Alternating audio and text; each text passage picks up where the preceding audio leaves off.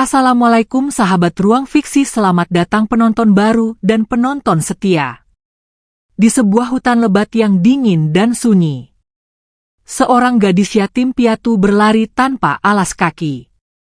Keringat dingin mengalir di wajahnya yang pucat. Ia tak sengaja menemukan sosok pria tergeletak penuh darah di antara semak basah. Matanya terpejam, tangannya gemetar, dan di sekitarnya hanya ada kesunyian yang menakutkan. Dengan tubuh gemetar dan hati penuh iba, gadis itu memutuskan menolong. Tanpa tahu siapa pria itu, dan tanpa menyangka, keputusannya hari itu akan mengubah takdir dan menyeretnya pada fitnah yang kejam. Apa yang sebenarnya terjadi di balik luka pria itu? Dan mengapa balasan dari kebaikan justru begitu menyakitkan? Namun sebelumnya bagi yang beragama Islam saya sarankan untuk menuliskan sholawat Nabi Muhammad agar kelak sholawat ini menjadi saksi untuk mendapat syafaat di akhirat. Like dan subscribe ke channel ini sangat membantu menyebarkan dakwah Islam dan menjadi amal jariah. Angin sore menggugurkan daun-daun kering dari dahan yang renta. Udara lembab menyelimuti hutan kecil di tepi desa Kalimukti. Di bawah langit kelabu, seorang gadis belia berjalan pelan menapaki tanah berlumut dengan kaki telanjang. Namanya Rahila. Usia baru menginjak 17. Pakaian lusuh membungkus tubuh kurusnya. Sehelai kerudung tipis menutupi rambut panjang yang mulai kusut karena angin. Rahila tak punya siapa-siapa lagi. Ibunya meninggal saat melahirkannya. Ayahnya hilang tak tentu rimbanya setelah terlilit hutang dan diusir dari kampung. Sejak kecil Rahila hidup menumpang di gubuk bekas kandang kambing milik tetua desa yang iba padanya. Hari itu ia pergi ke hutan hanya untuk mencari daun muda dan akar pohon liar. Bahan makan yang biasa ia rebus untuk sekadar mengganjal perutnya. Namun langkahnya terhenti tiba-tiba. Di balik rimbun semak berduri, ia mendengar sesuatu. Lirih. Penuh sakit. Suara lirih lelaki. Rahila menahan napas. Ia mendekat perlahan. Menyingkap daun dengan hati-hati. Dan saat itu, mata gadis itu membelalak. Seorang pria terkapar di tanah berlumpur. Dada dan lengannya dipenuhi luka sobek. Wajahnya tampan, tapi penuh debu dan darah yang mengering.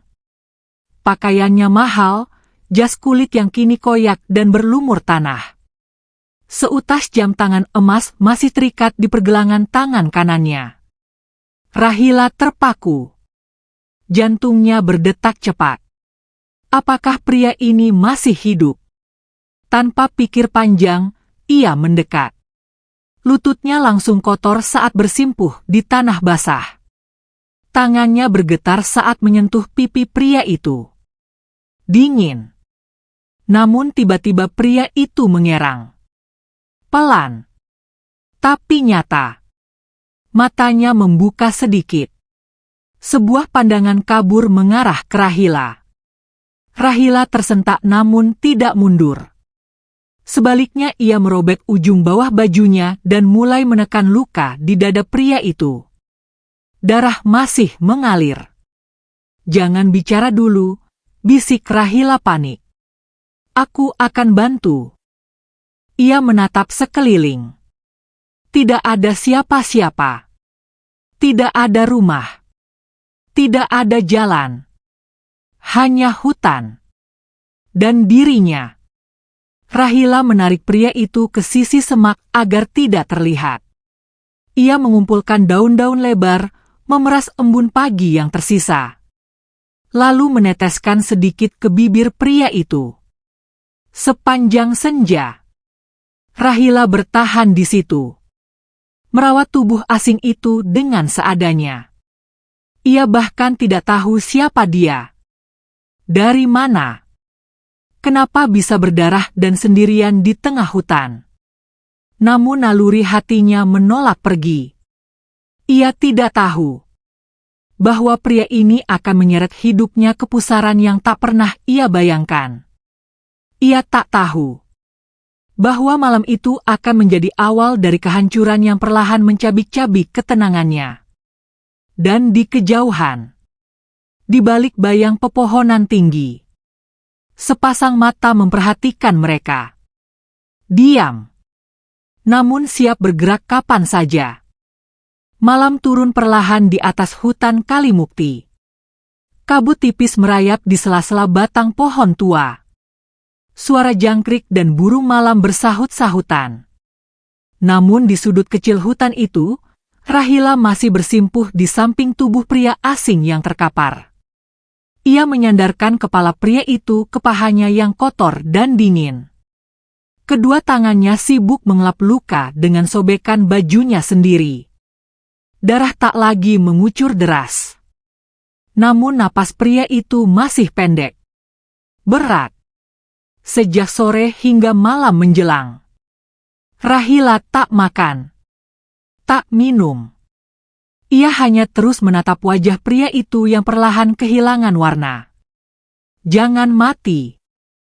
Bisiknya lirih. Setidaknya biarkan aku tahu siapa dirimu. Angin malam mulai menggigit kulit. Rahila memeluk dirinya sendiri. Kemudian melepas kain dari pundaknya dan menutupi tubuh pria itu sebisanya. Dalam benaknya, tak ada pikiran lain. Tak ada rencana besar. Hanya satu hal yang menggerakkan jiwanya malam itu. Jangan biarkan seseorang mati di depan mata. Hampir tengah malam, pria itu bergerak sedikit. Matanya membuka lemah. Dan bibirnya bergetar. Di mana aku? Rahila mendekat. Kau aman? Kau di hutan? Aku menemukanmu sore tadi. Pria itu mengerang. Menahan nyeri di dadanya. Ia mencoba duduk namun jatuh kembali. Jangan paksa tubuhmu, kata Rahila cepat. Kau terluka parah. Perlahan, pria itu mengangkat tangannya. Memandang bekas darah dan lumpur di kulitnya. Matanya memicing. Aku, siapa? Rahila menatapnya. Kau tidak ingat apa-apa. Pria itu menggeleng pelan. Lalu memejamkan mata. Keringat dingin membasahi dahinya. Napasnya mulai tenang kembali. Rahila menatap wajah itu dalam diam. Misteri mulai menggelayuti pikirannya. Pria tampan. Berpakaian mahal.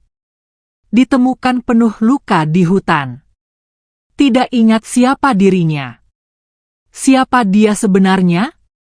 Pagi harinya, Rahila memutuskan membawa pria itu ke gubuk kecil tempat ia tinggal.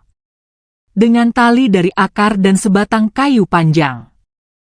Ia membuat tandu sederhana. Ia tahu itu nekat. Berbahaya. Tapi ia tidak bisa membiarkan pria itu mati membusuk di hutan. Dengan kekuatan seadanya, ia seret tandu itu melewati semak dan jalanan berlumpur. Peluh mengalir di leher dan punggungnya. Kakinya lecet. Tangannya melepuh. Namun Rahila terus berjalan. Dan saat matahari pagi menembus celah pepohonan, gubuk reot itu akhirnya tampak di kejauhan. Di sana, ia baringkan pria itu di atas tikar anyaman bambu. Ia bersihkan luka dengan air sumur.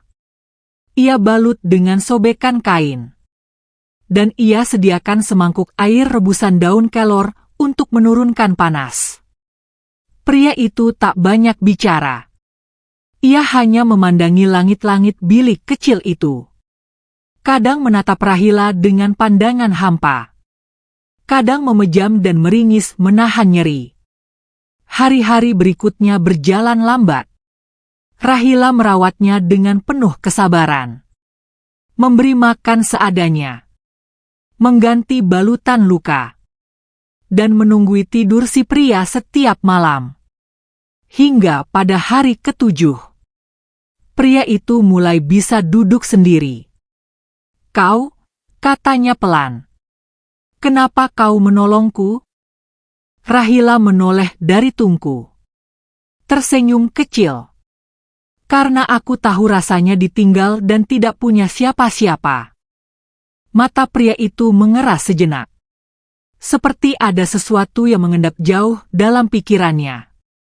Namun ia hanya mengangguk. Lalu kembali diam.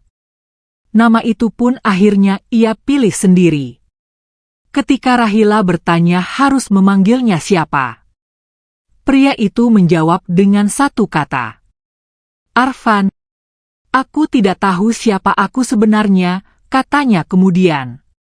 Tapi nama itu tiba-tiba muncul di benakku, entah kenapa.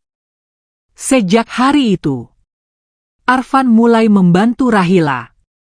Meski masih lemah, ia ikut mengambil air, mengumpulkan daun, dan bahkan ikut ke hutan. Senyuman mulai muncul di wajah Rahila. Sebuah rasa yang lama tidak ia temui. Kehangatan. Seperti keluarga. Seperti adik. Seperti seseorang yang berarti. Namun diam-diam, di balik pepohonan jauh, 3 bayangan bergerak dalam diam. Mereka berpakaian hitam, berjalan cepat, dengan wajah penuh amarah. "Kau yakin dia di sini?" tanya salah satunya. "Aku melihat bekas tandu di hutan itu, dan jejak langkah menuju ke arah gubuk kecil ini. Aku tahu cara dia bergerak. Itu pasti dia." "Baik," jawab yang satu lagi. "Jika benar itu Arfan, kita akan bawa dia pulang. Dengan atau tanpa nyawa." Mereka lalu menghilang ke dalam rimbun, meninggalkan jejak yang nyaris tak terdengar. Dan sebuah ancaman yang tak pernah diketahui Rahila. Di gubuk kecil itu, Arfan mulai tersenyum lagi. Dan Rahila mulai tertawa pelan saat mereka bercanda di pinggir sumur. Tak ada yang tahu bahwa setiap tawa bisa saja menjadi yang terakhir. Dan saat langit mulai merah menjelang senja, Arfan berdiri menatap pepohonan jauh di batas hutan. Ia mengerutkan kening. Seperti ada yang familiar. Rahila mendekat. "Kau kenapa?" Arfan tidak menjawab. Ia hanya berbisik lirih. "Aku merasa sesuatu akan terjadi." Senja menyelimuti desa Kalimukti dengan langit jingga keemasan. Dedaunan gemetar tertiup angin sore. Di dalam gubuk sederhana itu, Arfan duduk di depan pintu. Matanya tak henti menatap ke batas hutan. Rahila yang tengah menyapu sisa dedaunan kering memperhatikannya diam-diam. Gerak-gerik Arfan semakin aneh sejak pagi tadi. Wajahnya tampak gelisah. Seolah ada sesuatu yang memburu pikirannya. "Kau masih merasa aneh?" tanya Rahila sambil mendekat. Arfan menoleh pelan. Kemudian mengangguk. "Seperti ada sesuatu yang mendekat, aku tidak tahu, tapi hatiku terasa tak tenang." Rahila duduk di sebelahnya. Ia meletakkan sapu di pangkuannya. Memandang langit yang mulai redup. "Mungkin hanya perasaanmu saja," katanya mencoba menenangkan. "Aku sering merasa begitu kalau hari mulai gelap." Namun Arfan tidak menjawab. Ia hanya menarik napas panjang dan berdiri. Melangkah menuju sumur tua di belakang gubuk. Air ia siramkan ke wajahnya. Dingin menusuk kulit. Namun rasa itu tak kunjung hilang. Rasa bahwa dirinya sedang diawasi. Dan benar saja. Di balik pohon akasia yang menjulang tinggi, sekitar 20 meter dari gubuk. 3 pria berpakaian gelap sedang mengintai. Mereka membawa alat komunikasi kecil di telinga. Dan sebuah foto lusuh. Foto seorang pria mengenakan jas. Berdiri di podium dengan mikrofon. Pria itu adalah Arfan. Positif, bisik salah satunya. Itu dia. Tidak salah lagi.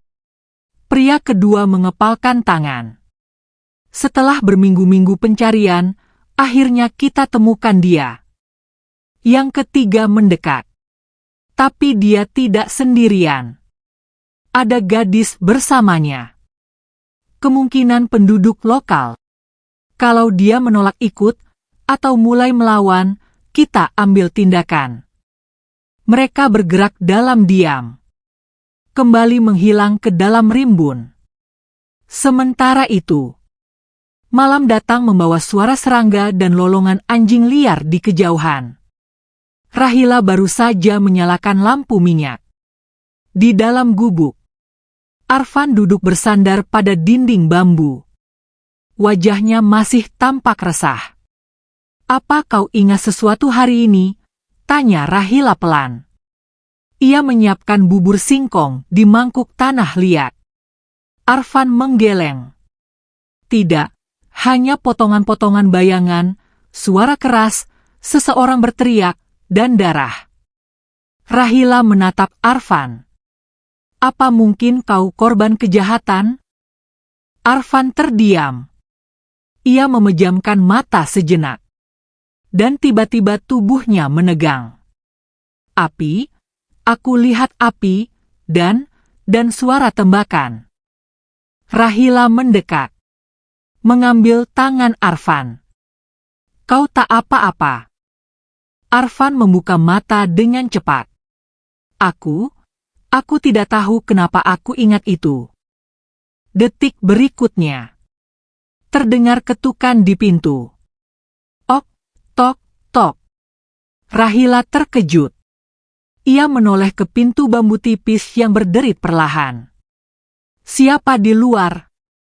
Tidak ada jawaban. Hanya angin. Ok, tok, tok. Arfan berdiri perlahan. Mengambil tongkat kayu yang biasa ia pakai untuk berjalan. Rahila mendekat ke pintu. Dengan napas tertahan, ia membuka sedikit celah pintu. Dan saat itu, 3 pria berpakaian hitam menerobos masuk dengan cepat. Arfan mundur. Rahila menjerit kecil. "Kau, ikut kami sekarang," kata pria pertama. Arfan memandang mereka dengan mata terbelalak. "Siapa kalian?"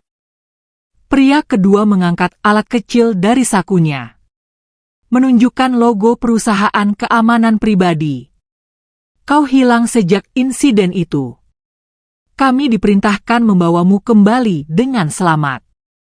Atas perintah Tuan Hartono." Arfan terdiam. Namanya Hartono. Nama itu tiba-tiba menggema di kepalanya.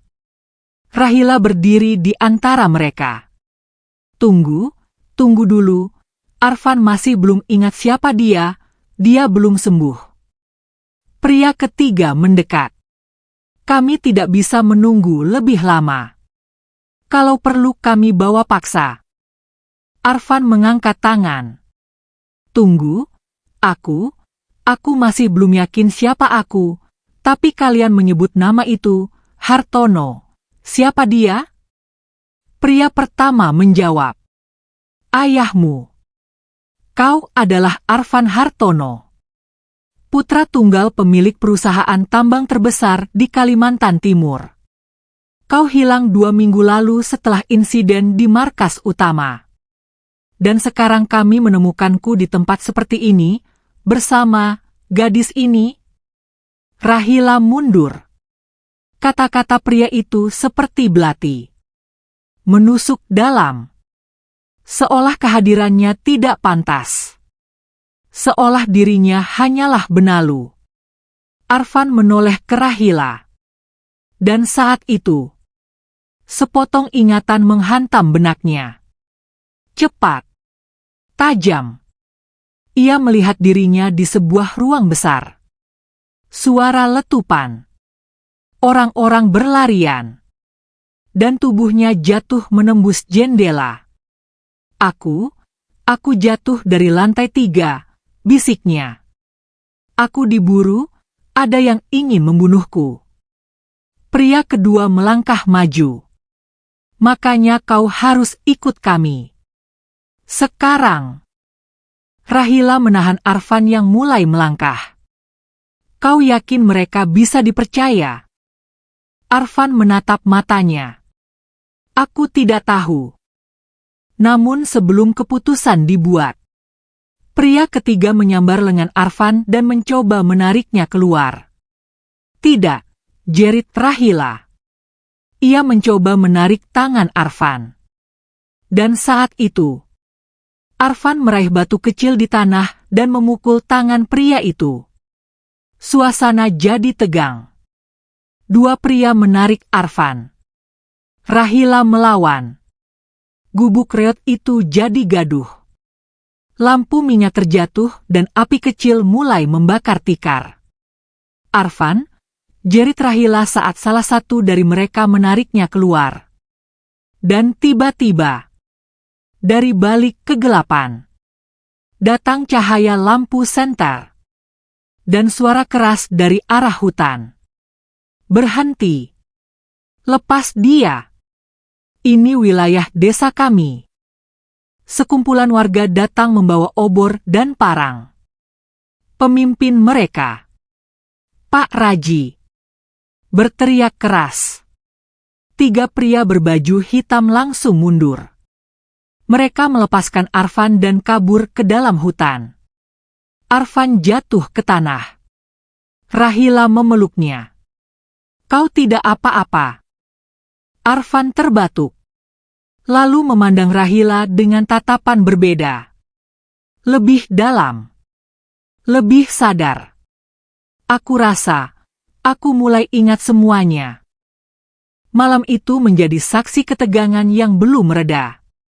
Gubuk Rahila nyaris hangus terbakar. Berkat bantuan warga yang datang membawa ember dan kain basah, api berhasil dipadamkan.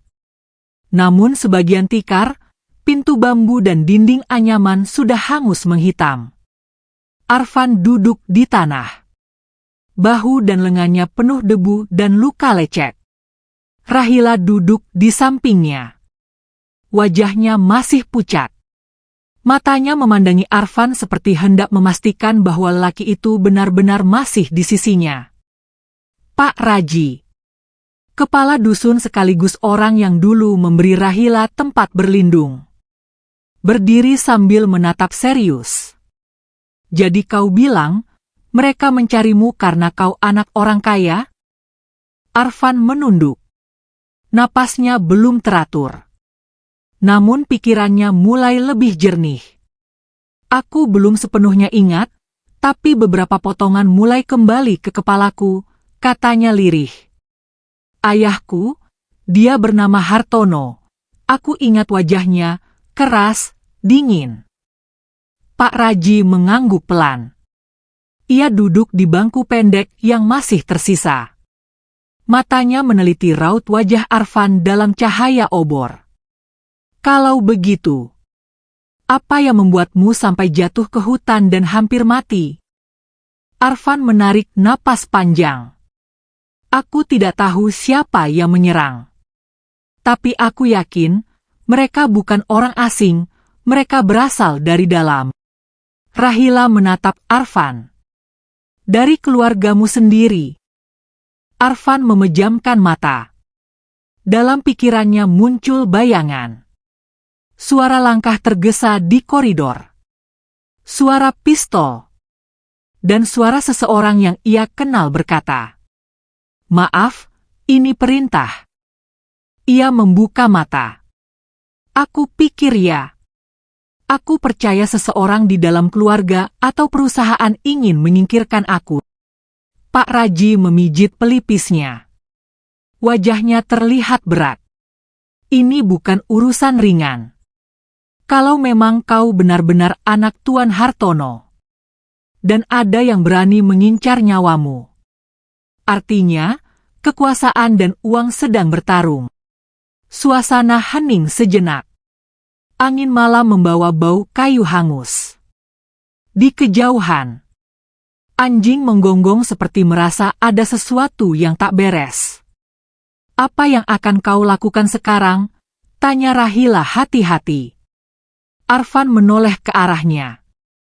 Matanya dalam.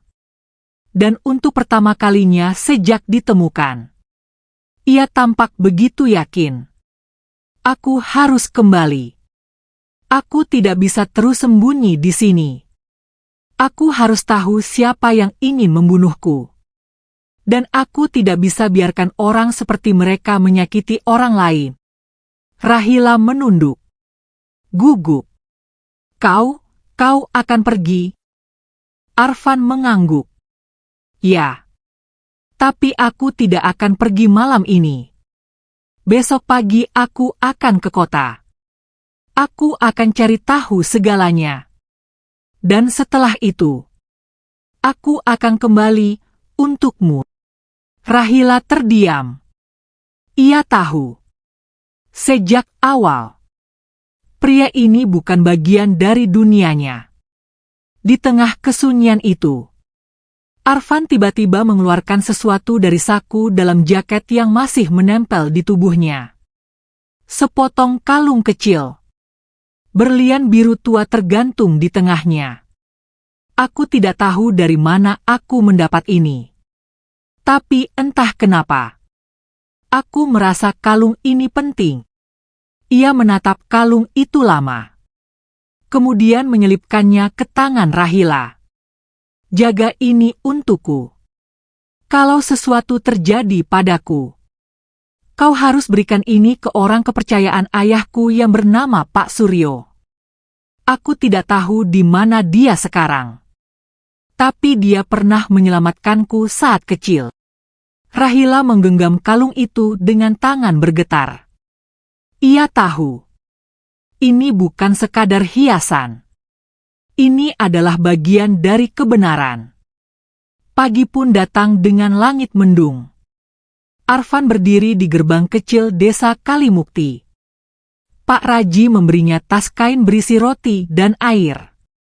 Sementara Rahila berdiri diam dengan mata berkaca. Aku janji akan kembali, kata Arfan pelan. Dan saat itu, aku akan menjemputmu dengan jalan yang berbeda. Rahila tersenyum pahit. Tak mampu berkata apa-apa. Arfan berjalan menjauh. Langkahnya tegap. Meski masih pincang. Namun tak sampai 1 jam. Di pusat kota, sebuah mobil mewah berwarna hitam berhenti di depan sebuah gedung megah. Di dalamnya, seorang pria tua berkacamata gelap berdiri sambil menatap layar besar. Wajahnya keras, dingin. Sorot matanya tajam seperti elang. Seorang bawahan berlari masuk. Pak Hartono. Kita dapat sinyal dari perangkat pelacak yang tertanam di jam tangan Arfan. Mata pria tua itu langsung menyipit. Di mana? Dekat desa Kalimukti. Sepertinya dia bergerak menuju kota. Pak Hartono tidak bicara. Hanya mengangkat tangan. Siapkan tim. Dan panggil Suryo sekarang juga. Aku ingin tahu.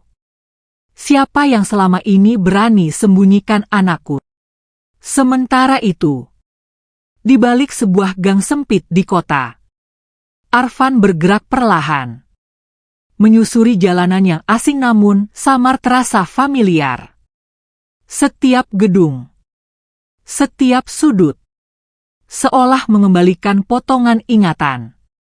Hingga ia sampai di depan sebuah rumah makan tua bernama Dharma Rasa. Ia berdiri diam. Wajahnya berubah. Sepotong ingatan muncul kembali. Ia pernah dibawa ke tempat ini oleh seseorang yang selalu menyebut Pak Suryo. Ia masuk. Suara bel kecil berdenting. Seorang lelaki tua berjenggot putih berdiri di balik meja kasir. Arfan berjalan pelan ke arahnya. Pak Suryo? Pria itu menatap Arfan dengan mata membesar. Arfan? Suasana mendadak beku. Dari luar, sebuah mobil hitam berhenti diam. Dan dua pria berbaju gelap turun dengan cepat. Wajah mereka penuh waspada. Di balik-balik bayangan kota, konflik mulai menampakkan wujud aslinya. Dan Rahila, jauh di desa, masih memegang kalung itu erat di dada.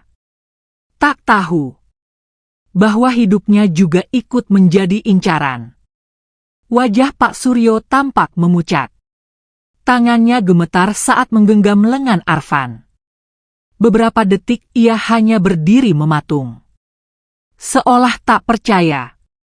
Sosok yang dulu ia rawat dan jaga, kini berdiri di depannya dengan luka, debu, dan sorot mata yang berbeda.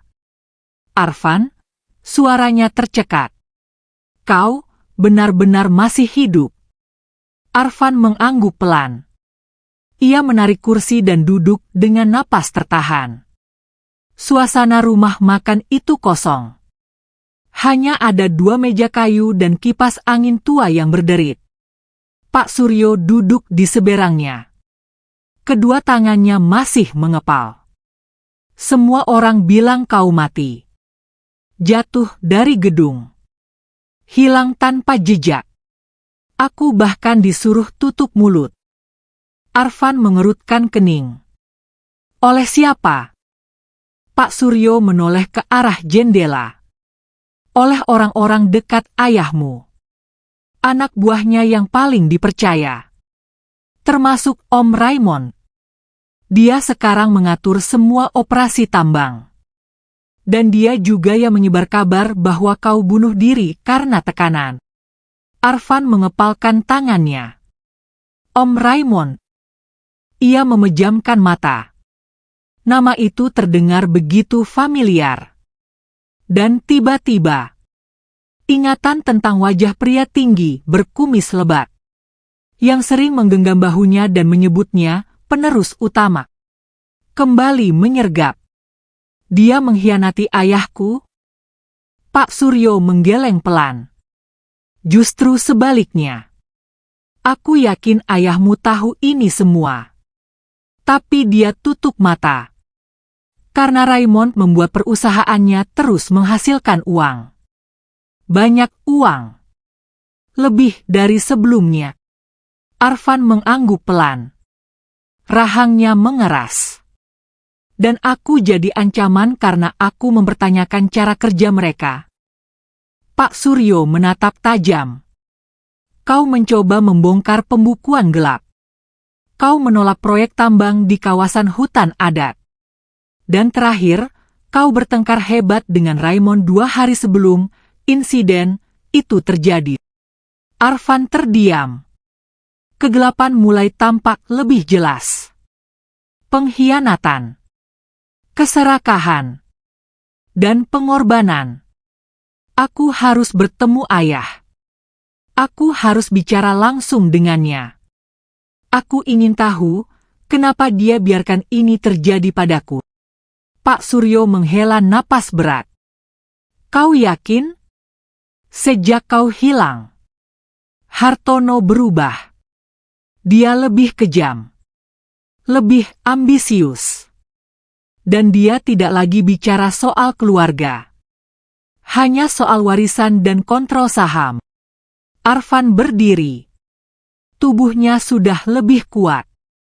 Kalau begitu, aku akan datang bukan sebagai anaknya, tapi sebagai seseorang yang ingin menyelesaikan ini semua. Belum sempat Pak Suryo menjawab. Dari luar, dua pria berbaju gelap berjalan cepat masuk ke dalam rumah makan. Arfan Hartono. Arfan menoleh. Kedua pria itu menunjukkan lencana kecil. Kami dari keamanan pribadi grup Hartono. Atas perintah langsung. Kami diminta membawa Anda kembali ke kediaman utama untuk pertemuan tertutup. Pak Suryo berdiri. Wajahnya curiga. Tunggu dulu. Kenapa kalian datang tanpa pemberitahuan? Salah satu pria itu menjawab. Karena waktu kita tidak banyak. Dan keamanan keluarga dalam ancaman. Kami harus pastikan Arfan kembali ke tempat yang semestinya. Arfan menatap mereka. Lalu menatap Pak Suryo. Aku akan ikut. Tapi kau ikut bersamaku. Pak Suryo mengangguk. Dan tanpa banyak bicara. Mereka masuk ke mobil hitam itu dan melaju menembus jalanan kota. Di sisi lain, Rahila duduk di depan gubuknya. Matanya menerawang. Sejak kepergian Arfan, hati kecilnya selalu gelisah. Kalung yang ia sembunyikan dalam kantong kain kecil masih tergantung di lehernya. Ia selalu menyentuhnya sebelum tidur. Seolah itu satu-satunya yang masih menyambung dirinya dengan pria yang kini telah pergi. Namun sore itu, ia melihat sesuatu yang membuat jantungnya hampir berhenti. Seorang pria asing berdiri di depan gerbang desa. Pakaiannya rapih, tapi tatapannya tajam. Ia menunjukkan foto kepada anak-anak kecil. Dan yang ditunjukkan adalah foto Arfan. Rahila segera berlari ke rumah Pak Raji. Pak, ada orang mencurigakan. Dia bawa foto Arfan. Dan bertanya-tanya ke warga. Pak Raji segera berdiri. Bersama dua pemuda desa. Mereka mendatangi pria itu. Permisi. Anda siapa? Pria itu tersenyum tipis. Saya hanya ingin mencari kerabat saya. Namanya Arfan. Dia sempat menghilang. Dan kabarnya terlihat di sekitar sini. Pak Raji menatapnya curiga. Anda dari pihak keluarga. Pria itu mengangguk. Saya dari tim Raymond. Kami sedang mencari Arfan demi keselamatannya sendiri. Rahila berdiri di balik pohon. Hatinya bergetar saat mendengar nama Raymond. Ia tahu. Nama itu disebut oleh Arfan. Sebagai seseorang yang terlibat dalam semua kekacauan. Dan sekarang, orang-orang Raymond sudah mulai mendekat. Ke sini. Ke tempatnya. Ia segera kembali ke gubuk. Mengambil kantong kecil berisi kalung. Dan menyembunyikannya di bawah tumpukan batu di belakang dapur. Ia tahu. Waktu sudah tak lagi banyak. Jika sesuatu terjadi pada Arfan, kalung itu harus sampai ke tangan yang benar. Dan di tempat lain, mobil hitam berhenti di depan bangunan besar bergaya kolonial. Gerbang besi terbuka pelan. Arfan turun dengan wajah penuh keyakinan. Pak Suryo menyentuh lengannya. Hati-hati. Kau akan masuk ke kandang harimau. Dan harimaunya bisa saja bukan lagi ayahmu. Arfan hanya tersenyum tipis. Di dalam, seorang pria tua duduk di kursi besar. Kedua matanya menatap lurus ke pintu masuk. Akhirnya kau kembali juga, ucapnya datar. Arfan. Dan begitu Arfan melangkah masuk, pintu besar itu tertutup pelan.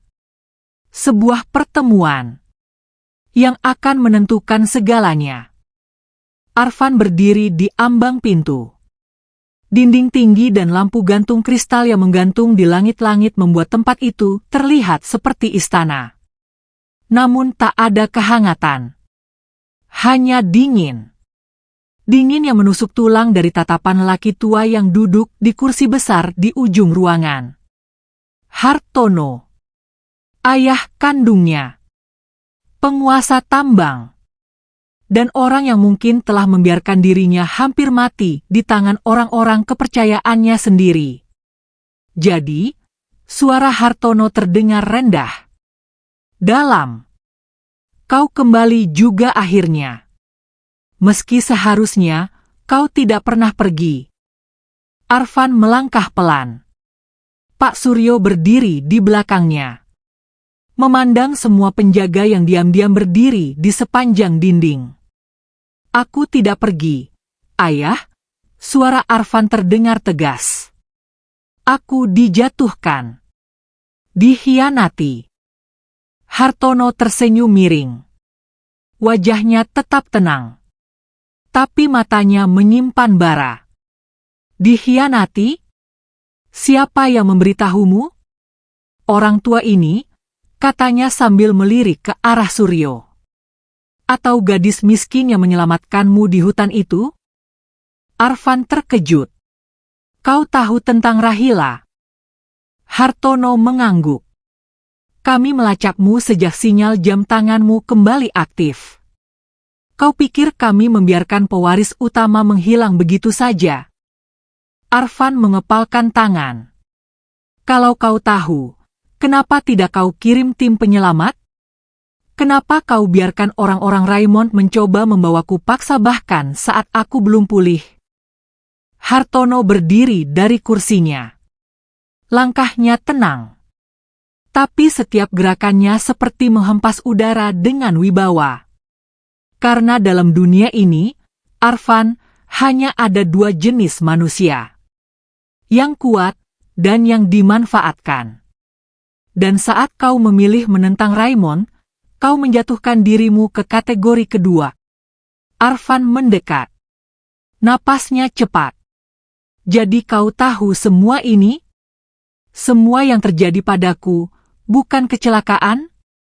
Bukan karena kelalaian? Hartono mendekat sampai mereka hanya berjarak satu lengan. Ia menatap dalam mata putranya. Aku tahu, Arfan. Aku tahu semua. Dan aku biarkan terjadi. Jantung Arfan seolah berhenti berdetak. Kau. Hartono mengangkat tangan. Karena kau terlalu lunak. Kau pikir bisnis bisa dijalankan dengan hati? Dengan belas kasihan? Kau tidak cocok memimpin perusahaanku. Kau lebih cocok tinggal di desa. Dengan gadis penyelamatmu itu. Arfan mundur selangkah. Matanya merah. Kau sudah memilih Raymond. Hartono duduk kembali. Aku memilih orang yang bisa membuat Hartono Corp tetap berdiri. Kau nyaris membuat saham kami anjlok karena menolak proyek tambang emas baru.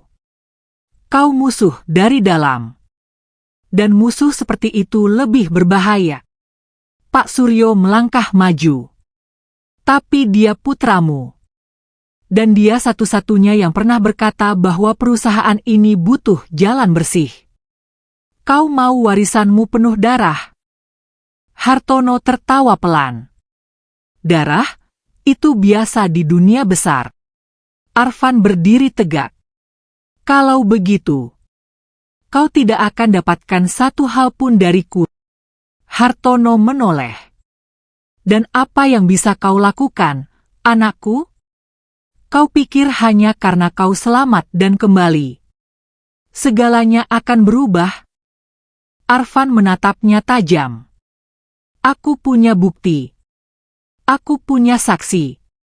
Dan aku punya kalung. Hartono mendadak diam. Apa kau bilang? Arfan maju. Ya. Kalung biru dengan berlian tua yang kau sembunyikan 20 tahun lalu. Yang hanya diwariskan dari pemilik sah tambang. Kau pikir aku tidak tahu? Pak Suryo mengangguk. Kalung itu pernah aku lihat. Itu adalah simbol dari pemilik utama. Dan jika benar Arfan memilikinya, maka tidak ada satupun dewan yang bisa menyangkal bahwa dia adalah penerusnya. Hartono bangkit. Sorot matanya berubah. Ia mengisyaratkan ke penjaga. Bawa dia ke ruang bawah tanah. Ambil kalung itu. Arfan bergerak cepat. Menghantam salah satu penjaga dengan kursi. Pak Suryo menahan satu lainnya. Kekacauan terjadi. Arfan berhasil lolos ke lorong samping.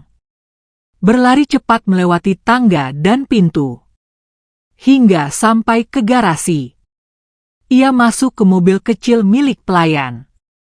Menyalakan mesin dengan tangan gemetar. Pak Suryo menyusul dari pintu belakang dan melompat ke dalam. Kemana sekarang? Arfan menjawab sambil melaju. Ke desa. Ke Rahila. Kalung itu masih bersamanya. Dan dia dalam bahaya. Di sisi lain, Rahila duduk di samping sumur. Senja menurunkan kabut tipis. Desanya tenang. Namun hatinya terus resah. Ia mendengar desas-desus. Ada orang-orang asing yang datang ke desa tetangga. Menyamar sebagai petugas perusahaan. Dan menanyai banyak hal tentang seorang gadis bernama Rahila. Pak Raji pun mulai berjaga. Namun ketika malam tiba, Rahila melihat 3 pria asing berdiri di depan gerbang desa. Mata mereka menyapu rumah-rumah. Salah satunya mengangkat foto. Dan Rahila tahu. Saatnya sudah tiba. Tanpa suara, ia mengambil kantong kecil. Mengikatnya di pinggang. Dan menyelinap keluar melalui belakang kebun singkong. Ia tidak tahu akan kemana. Tapi satu hal yang pasti. Kalung itu harus tetap aman. Dan ketika suara motor terdengar dari arah barat, Rahila mempercepat langkah. Tak tahu bahwa mobil kecil dengan lampu mati kini sedang menuju ke arahnya. Membawa seseorang yang sejak hari pertama tak pernah benar-benar pergi dari hatinya. Malah menyelimuti desa Kalimukti dengan bayangan pekat dan udara dingin yang menusuk. Bulan bulat menggantung tinggi di langit, menerangi jalanan tanah yang sepi. Rahila berlari menembus kebun singkong. Napasnya tersengal. Kaki telanjangnya penuh lumpur. Di pinggangnya, kantong kain kecil berisi kalung berlian biru. Bergetar mengikuti irama tubuh yang gemetar. Ia tidak tahu harus lari kemana. Tapi ia tahu. Ia tidak boleh kembali ke gubuk. Tidak malam ini. Tidak saat pria-pria bertampang asing mulai mendekat dan menyebut namanya. Dari kejauhan, lampu senter menari di antara dedaunan. Dan suara langkah sepatu berat memecah keheningan. Itu dia. Gadis itu. Rahila semakin mempercepat lari. Ia menunduk melewati batang pisang. Melompat kecil di atas akar pohon besar. Hingga akhirnya sampai ke sebuah jalan tanah yang menurun. Tiba-tiba, lampu mobil menyala dari arah berlawanan. Rahila terdiam. Tertutup cahaya. Tangannya menutupi wajah. Dan saat pintu mobil terbuka, ia bersiap melawan. Namun suara yang keluar dari kegelapan membuat tubuhnya terjatuh lemas. Rahila, ini aku. Arfan berlari keluar. Memeluk Rahila erat. Pak Suryo ikut turun dari mobil dan berjaga di belakang. Rahila menangis. Bukan karena ketakutan, tapi karena seluruh tubuhnya dipenuhi rasa lega dan syok yang menumpuk sejak kepergian Arfan. Mereka cari aku, mereka cari kalung ini, katanya sambil membuka kantong kecil. Arfan menggenggam tangannya. Kau sudah lakukan hal yang luar biasa. Aku di sini sekarang, dan kita akan akhiri semua ini. Pak Suryo mendekat.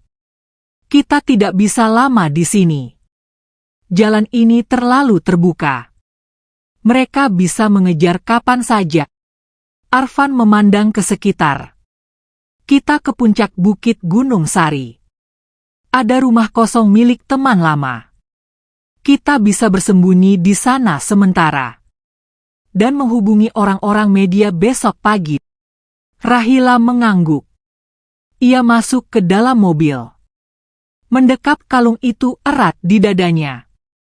Sementara itu, di kediaman Hartono, suasana tegang mengendap di ruang rapat pribadi. Raymond, pria berkumis lebat dengan mata sipit, duduk bersilang tangan di samping Hartono. Jadi dia lolos? Hartono menatap lurus ke arah jendela. Dia lebih cerdas dari yang kukira. Raymond tersenyum tipis. Kau harus tentukan sekarang. Apakah kita akan hapus jejaknya? Atau biarkan dia buka aib keluarga di depan umum? Hartono tidak langsung menjawab. Tapi dari sorot matanya, terlihat jelas bahwa ia sedang menimbang dua sisi tajam. Dan ketika ponselnya berdering, ia mengangkatnya dengan suara berat. Ya? Dari seberang sana, seseorang melaporkan bahwa mobil tua milik pelayan terdeteksi melewati hutan kecil arah Gunung Sari. Hartono menutup telepon. Menatap Raymond. Siapkan tim. Tapi jangan buat gaduh. Aku ingin mereka dibawa hidup-hidup. Terutama anakku. Di rumah kayu tua di atas bukit. Angin malam berhembus lewat celah-celah dinding. Rahila duduk berselimut kain tipis. Pak Suryo sibuk merangkai kabel kecil ke radio tua yang ia bawa dari mobil. Sementara Arfan menulis sesuatu di buku catatan lusuh. Apa yang kau tulis? Tanya Rahila pelan. Arfan menjawab tanpa menoleh. Semua yang kuingat. Semua yang kulihat. Semua yang bisa kupakai untuk menjatuhkan mereka. Ini bukan lagi soal harta. Ini soal harga diri. Dan soal nyawa yang mereka ambil seenaknya. Pak Suryo akhirnya berhasil menyalakan radio komunikasi kecil. Halo, halo, ini Suryo dari sisi timur. Ada pesan penting. Kode biru. Ulangi. Kode biru. Pemilik sah perusahaan Hartono Corp masih hidup. Kami butuh pertemuan dengan jurnalis utama jaringan Warta Nusantara besok pukul 9. Suara dari radio menjawab. Pesan diterima. Kami akan kirim orang ke lokasi yang dimaksud.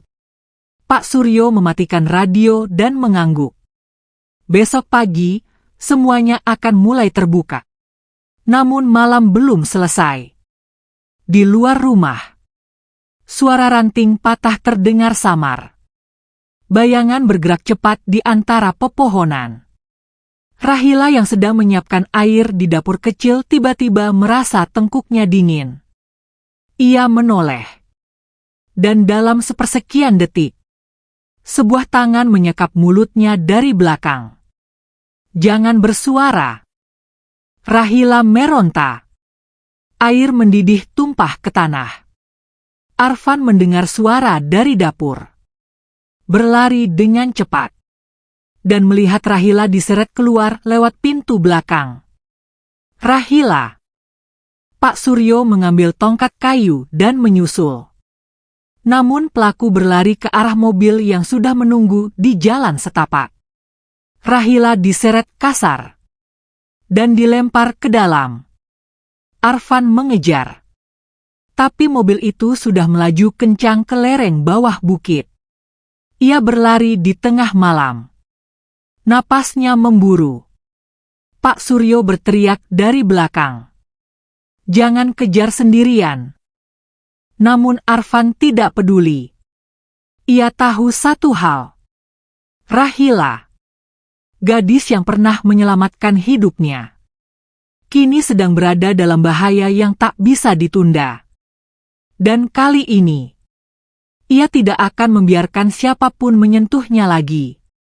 Tak peduli siapa musuhnya. Tak peduli seberapa kuat mereka. Arfan akan merebut kembali semuanya. Nama baik, kebenaran, dan gadis yang telah mengubah hidupnya. Arfan berlari secepat yang ia bisa. Udara malam yang dingin tak mampu menahan panas di dadanya. Setiap langkah terasa berat.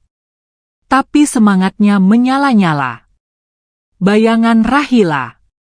Wajahnya yang ketakutan saat diseret. Suara jeri tertahannya yang tak sempat terdengar. Terus menghantui kepala Arfan. Ia mengepalkan tangan. Menyusuri jalan menurun menuju jalan tanah utama. Di ujung sana, lampu belakang mobil hitam masih terlihat. Menjauh. Menghilang di tikungan. Pak Suryo akhirnya menyusul dengan napas terengah. Ia menyerahkan kunci motor tua yang disimpan di belakang villa. Gunakan ini, cepat, aku akan kontak jaringan wartawan agar mereka tetap bergerak. Kau kejar Rahila. Aku urus dari belakang. Arfan mengangguk. Tanpa menunggu lebih lama, ia menyalakan motor dan melaju. Menembus hutan kecil. Mengikuti jejak ban di tanah basah. Saat itu, di sebuah villa tua milik Hartono di daerah pinggir kota, Rahila didorong masuk ke dalam ruangan gelap. Dua pria bertubuh kekar berdiri menjaga pintu. Di ruangan itu, Raymond duduk bersandar di kursi. Tangannya memegang tongkat kecil. Dan wajahnya menatap Rahila seperti pemangsa memandangi mangsa lemah. Jadi ini dia. Gadis desa yang membuat pewaris utama perusahaan kita memilih jadi pemberontak. Rahila tidak menjawab. Ia hanya menatap tajam. Meski seluruh tubuhnya gemetar. Raymond berdiri. Melangkah pelan ke arahnya. Kemudian menatap wajah Rahila dari dekat. Kau pikir siapa dirimu? Hanya karena kau temani Arfan beberapa minggu di gubuk kotor. Kau pikir kau bisa mengubah arah hidupnya? Rahila masih diam. Tapi sorot matanya penuh keberanian. Raymond mengangkat tangannya. Menampar Rahila dengan keras. Kepala gadis itu terlempar ke samping. Pipinya memerah. Jawab aku saat aku bicara. Rahila mengangkat wajahnya perlahan. Darah menetes dari bibirnya. Aku tidak pernah ingin ikut campur dalam urusan kotor kalian. Aku hanya menolong seseorang yang sekarat. Karenamu tahu, hidup itu bukan soal kekuasaan. Tapi soal hati. Raymond tertawa. Omong kosong. Kau tahu siapa aku? Aku bisa hancurkan hidupmu dalam satu malam. Dan Arfan akan bawa semua kebenaran ke permukaan. Kalau dia masih hidup besok pagi. Ucapan itu membuat Rahila tersentak. Apa maksudmu? Raymond menoleh ke anak buahnya. Siapkan mobil cadangan. Jika Arfan datang, pastikan dia tidak keluar dari tempat ini hidup-hidup. Sementara itu, Arfan tiba di gerbang villa tua itu. Ia menyelinap lewat pagar samping. Menghindari dua penjaga yang berjaga di depan. Ia menelusuri dinding luar. Hingga menemukan jendela kecil terbuka. Dengan cepat, ia masuk ke dalam. Lantai kayu berderit di bawah kakinya. Suara langkah cepat terdengar di lorong. Arfan menahan napas. Bersembunyi di balik lemari tua. Dua penjaga lewat. Mereka membawa borgol dan kain penutup kepala. Arfan menunggu hingga mereka menjauh. Lalu melangkah menuju arah tangga bawah tanah. Ia ingat tempat ini. Tempat di mana dulu ia sering bersembunyi dari tamu ayahnya. Dan di sanalah biasanya ayahnya menyimpan orang-orang yang ingin ia tekan. Sampai akhirnya, ia menemukan ruangan dengan lampu temaram. Dan suara pelan dari dalam. Ia mendekat. Dan mendengar suara Rahila. Mu boleh sakiti aku. Tapi mu tak akan bisa padamkan kebenaran. Arfan menahan napas. Kemarahan dalam dadanya memuncak. Ia membuka pintu dengan hentakan keras. Lepaskan dia sekarang. Raymond berbalik. Terkejut. Arfan masuk. Menyerang salah satu penjaga dengan besi tua dari rak. Perkelahian berlangsung cepat. Arfan menangkis pukulan. Menyerang balik. Hingga salah satu pria roboh. Raymond mundur. Mengambil pistol dari balik jasnya. Dan mengarahkannya ke Rahila. Jangan mendekat. Atau gadis ini mati. Arfan berhenti. Kedua tangannya terangkat. Jangan sentuh dia. Kalau kau punya masalah, selesaikan denganku. Masalahku adalah kau. Dan semua prinsip murahmu yang akan menghancurkan kerajaan yang kubangun bersama ayahmu. Kerajaan yang berdiri di atas kebohongan dan darah. Raymond menekan pelatuk. Namun sebelum peluru melesat, Pak Suryo menerobos masuk dari belakang. Menendang tangan Raymond hingga pistolnya terlempar. Arfan langsung menerjang. Menumbangkan Raymond ke lantai. Pukulan demi pukulan mendarat di wajah pria itu. Pak Suryo menahan Arfan. Cukup. Kita butuh dia hidup. Biar hukum yang bicara. Rahila berlari ke arah Arfan. Memeluknya erat.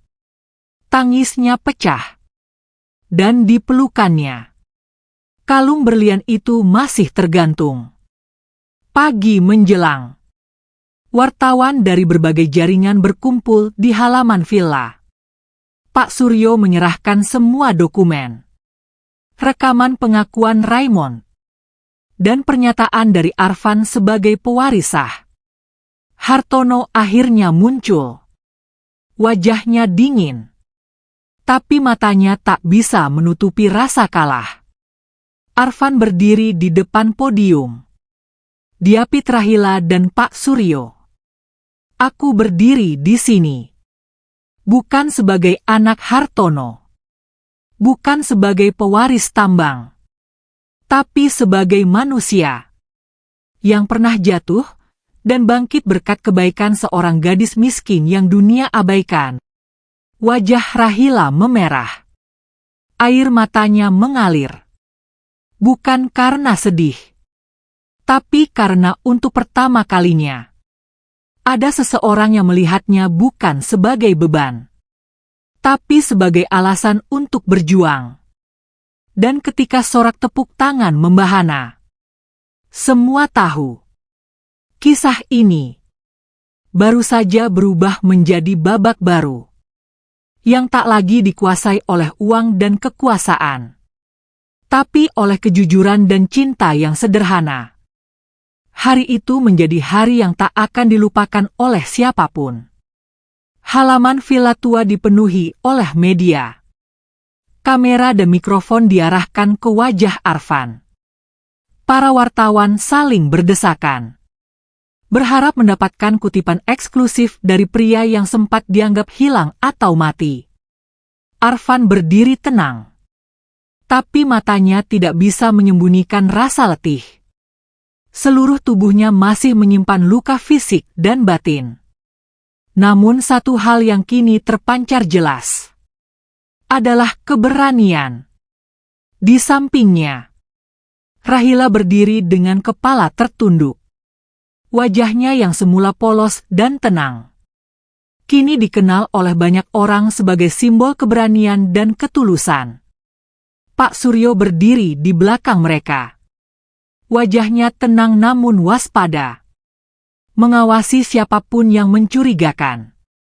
Wartawan bertanya bergantian, "Tuan Arfan, apakah benar Anda akan mengambil kembali kendali Hartono Corp? Apa yang akan Anda lakukan pada ayah Anda yang membiarkan semua ini terjadi? Apakah Anda akan melibatkan pihak hukum untuk menuntut Raymond dan jaringannya?" Arfan menjawab satu persatu dengan suara tegas namun penuh kendali. "Aku tidak di sini untuk membalas. Aku di sini untuk membenahi. Apa yang rusak akan diperbaiki. Apa yang gelap akan diberi cahaya. Dan siapapun yang bersalah, biar hukum yang menentukan jalannya." Sorak tepuk tangan terdengar di antara para wartawan. Dan sejak saat itu, nama Arfan tak lagi hanya dikenal sebagai pewaris Hartono Corp, tapi juga sebagai simbol perubahan.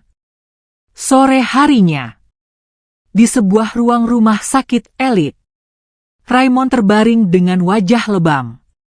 Tangannya diborgol ke sisi ranjang. 2 polisi berjaga di depan pintu. Ia menatap kosong ke langit-langit. Dan hanya satu nama yang terus keluar dari bibirnya. "Arfan, Arfan, Arfan." Seakan tak percaya bahwa rencana besar yang ia bangun selama bertahun-tahun bisa runtuh hanya karena satu gadis miskin dan satu warisan kalung kecil. Sementara itu, Hartono duduk sendiri di ruang kerjanya.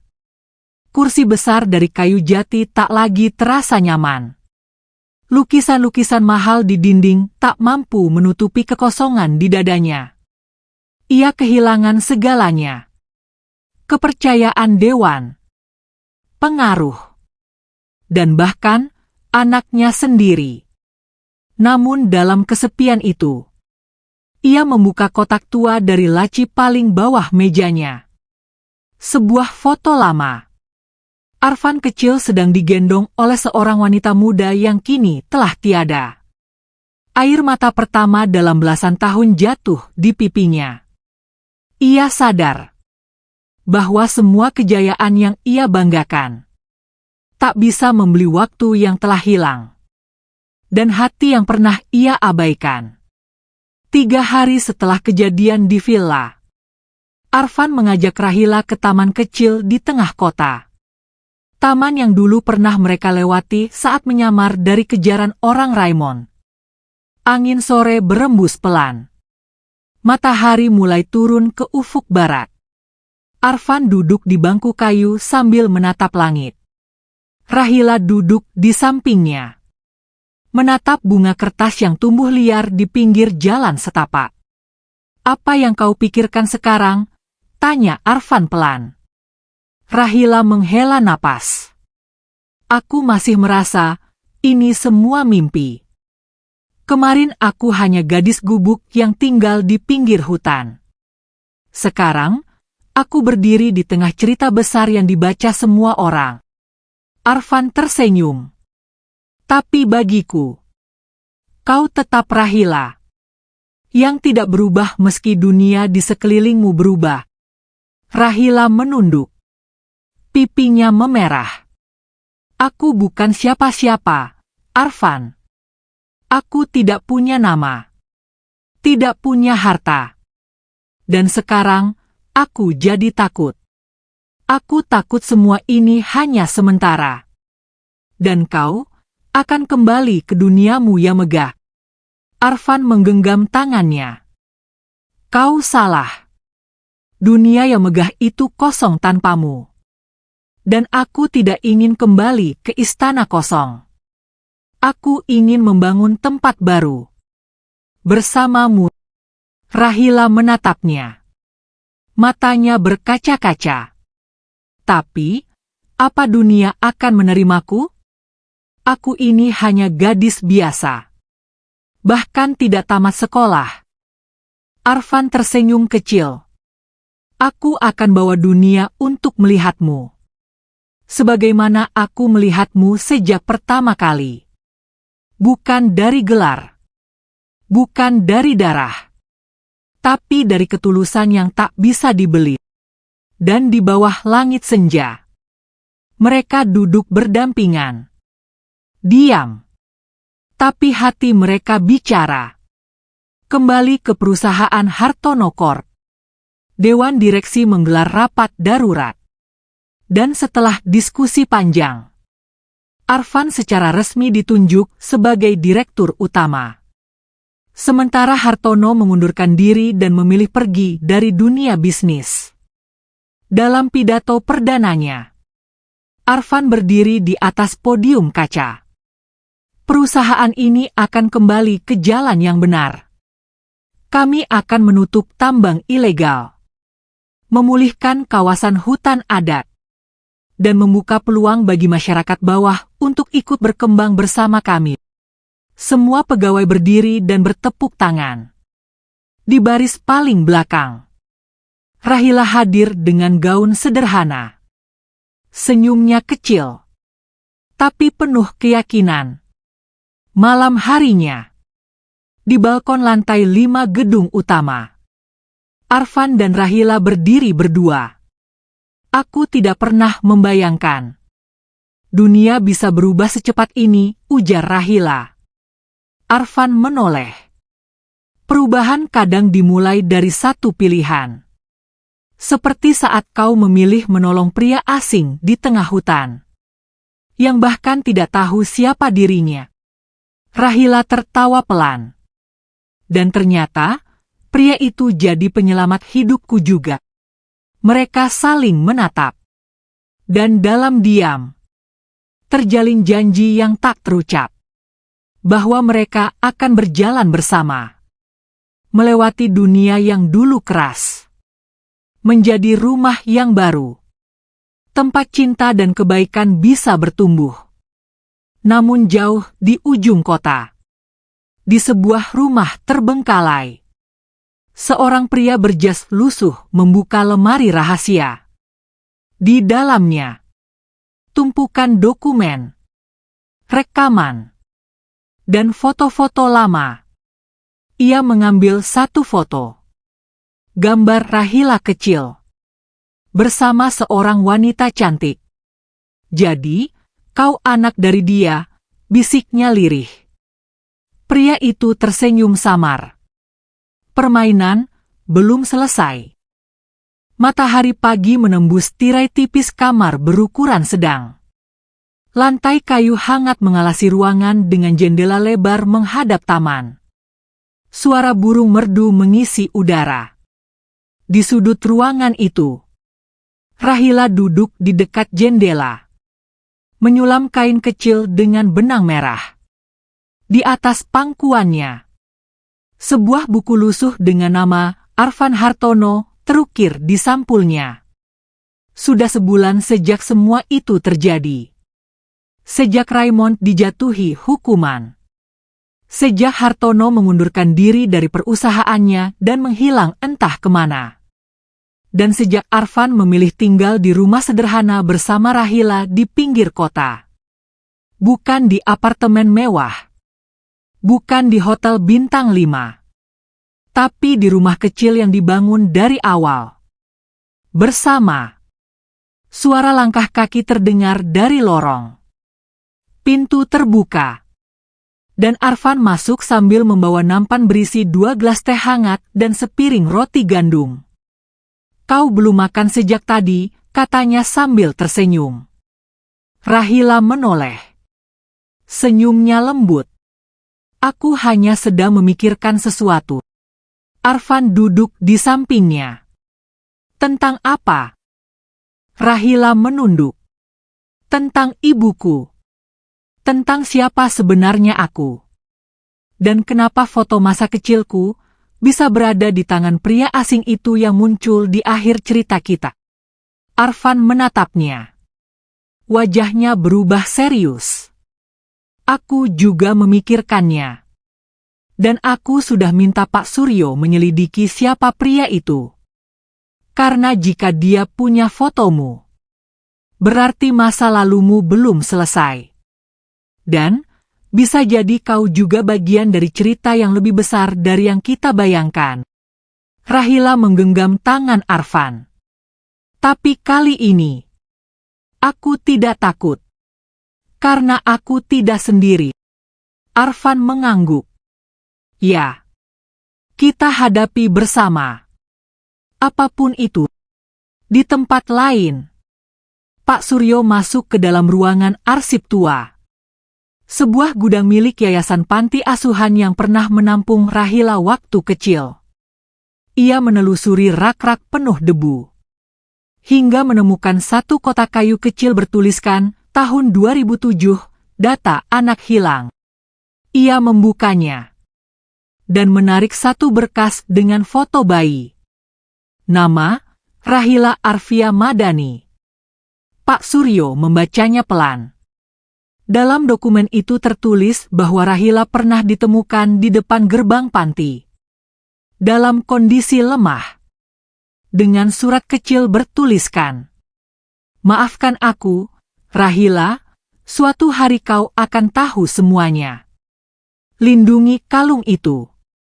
Karena dalam kalung itu, ada rahasia darah dan kehormatan yang tak boleh jatuh ke tangan yang salah. Mata Pak Suryo membelalak.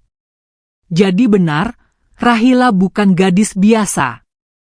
Ia segera mengirim salinan dokumen itu ke Arfan. Malamnya, Arfan membaca dokumen itu bersama Rahila.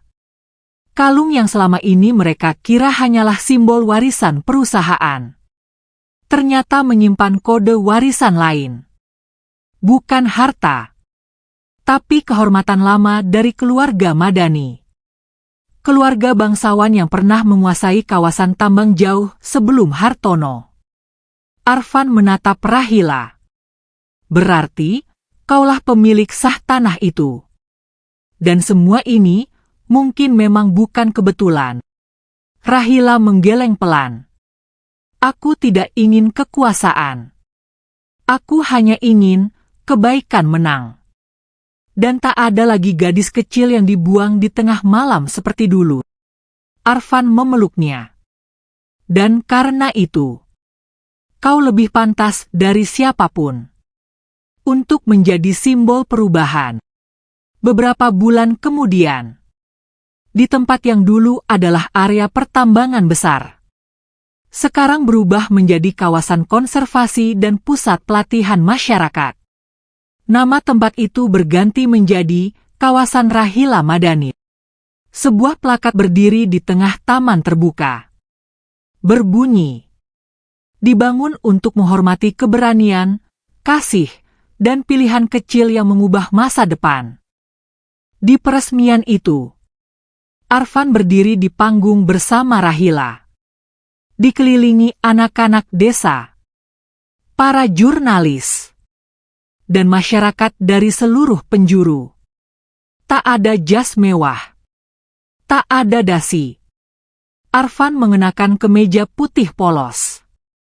Dan Rahila memakai kebaya sederhana berwarna hijau tua. Pak Suryo membacakan sambutan. Dengan suara serak namun penuh bangga. Hari ini kita belajar satu hal. Bahwa kebaikan, sekecil apapun, akan menemukan jalannya kembali. Bahwa seseorang yang kita tolong bisa jadi adalah jawaban dari doa-doa yang telah lama kita panjatkan. Dan bahwa warisan sejati bukan diukur dari uang atau nama besar, tapi dari keberanian memilih untuk melakukan hal yang benar. Meskipun sendirian, semua hadirin berdiri, memberikan tepuk tangan panjang. Dan saat matahari terbenam di balik bukit, Rahila dan Arfan berdiri di tengah hamparan rumput. Tangan mereka saling menggenggam. Dunia mungkin belum selesai, tapi mereka telah memulai babak baru. yang lebih jujur, lebih manusiawi, dan lebih membumi dari seorang gadis yatim piatu dan seorang pria kaya yang kehilangan segalanya. Lahirlah kisah tentang cinta yang tumbuh dari luka, tentang keberanian yang lahir dari ketulusan, dan tentang bagaimana kebaikan akan selalu menemukan jalannya.